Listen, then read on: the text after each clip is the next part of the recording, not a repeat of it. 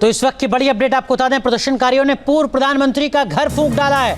विद्रोहियों ने झालानाथ खनाल का घर फूंका, जो नेपाल के प्रधानमंत्री रह चुके हैं। तो लगातार जो तनाव है वो बीतते वक्त के साथ किस तरीके से बढ़ रहा है, उसकी तस्वीरें आपको दिखा रहे हैं। ये तस्वीरें इस वक्त काठमांडू की हैं और इन तस्वीरों को देखकर अंदाजा लगाया जा सकता है कि इस वक्त नेपाल में हालात कितने बिगड़े हुए हैं। हमारे सहयोगी सुमन तिवारी काठमांडू से हमारे साथ जुड़ रहे हैं, जो लगातार हर अपडेट आप तक पहुंचा रहे हैं। सुमन, इस वक्त की क्या कुछ अपडेट है? और एक जानकारी मैं आपसे लेना चाहूंगा, आपसे पहले माना जा रहा था कि 5 बजे तक जो भी ऑल्टरनेटिव मेथड होगा उसका ऐलान हो जाएगा। 6 बज चुके हैं।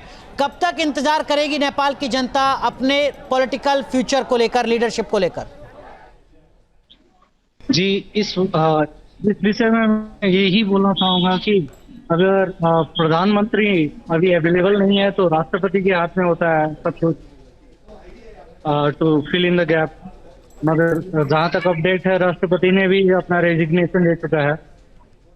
सो it comes all up to army now, army chief. तो क्या कोई जानकारी अभी तक आ पा रही है ऑफिशियली आर्मी की तरफ से? जी नहीं मैम, जैसे बालेंद्र शाह का पोस्ट आया था और उनके हिसाब से उन्होंने जनता को ये भी बोला है कि be ready to talk to army chief as well, क्योंकि आफ्टर पार्लियामेंट एंड उनके बाद पोजीशन मीन्स पावरफुल पोजीशन रह जाता है, वो आर्मी चीफ के पास रह जाता है। कोई मीडिया ब्रीफ अभी तक मिल पा रहा है क्या सुमन तिवारी की आर्मी की तरफ से कहा जा रहा हो कि इतने बजे प्रेस कॉन्फ्रेंस की जाएगी, या कोई स्टेटमेंट सामने आया हो? एक देश में जहां प्रधानमंत्री और राष्ट्रपति इस्तीफा दे चुके हैं, सरकार भंग हो चुकी है, मंत्री इस्तीफा दे चुके हैं, देश छोड़कर भाग रहे हैं, वहां देश को चला कौन रहा है, ये जानकारी कौन देगा? जी, अभी तक ऐसा अपडेट नहीं आया है, आर्मी की तरफ से भी कुछ अपडेट नहीं आया है। आएगा तो जल्दी पता चल जाएगा क्या अपडेट होगा, कैसे होगा।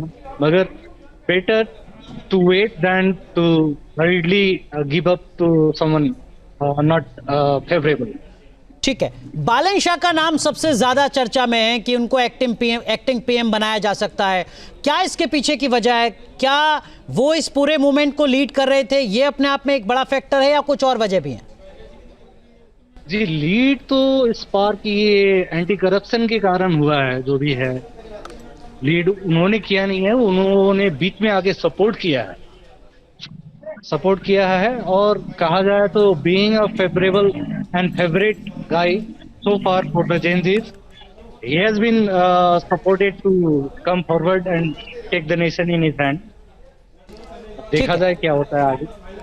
ठीक है, सुमन तिवारी, मैं आऊंगा आपके पास। तो नेपाल में सियासी संकट की वजह क्या है, ये हर किसी के जहन में सवाल है। कई तरीके की थ्योरी सामने आ रही हैं। जो सबसे बड़ा सवाल सबसे पहले लोगों की नजर में आ रहा है वो ये कि केपी शर्मा ओली सरकार ने 26 सोशल मीडिया ऐप्स को बैन कर दिया था। जहां भक्ति है हर शब्द में, कथाओं में छिपे हैं दिव्य रहस्य और ज्योतिष देता है जीवन को दिशा। धर्म से जुड़ी हर बातों को जानने के लिए हमारे चैनल स्तुति को सब्सक्राइब करें। चैनल पर जाने के लिए इस लिंक पर क्लिक करें।